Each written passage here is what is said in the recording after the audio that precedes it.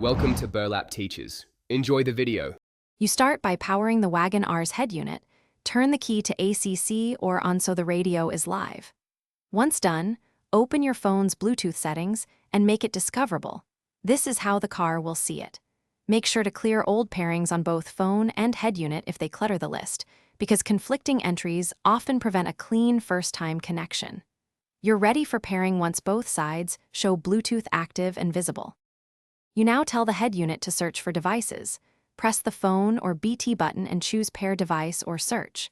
Then look at the head unit display.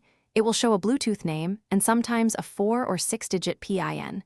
This is your verification key. On your phone, pick that same car name from the list. When prompted, compare the PINs and accept on both devices.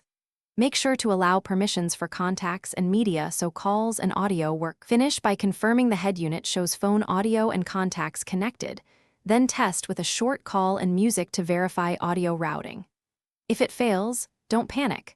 Toggle Bluetooth off and on, or restart the head unit and retry pairing, because transient software states often block connections. If problems persist, delete the vehicle from your phone and the phone from the head unit and repeat the pairing. Also make sure both phone and car firmware are up to date to avoid known incompatibilities. Thanks for watching. Consider subscribing if this video helped you.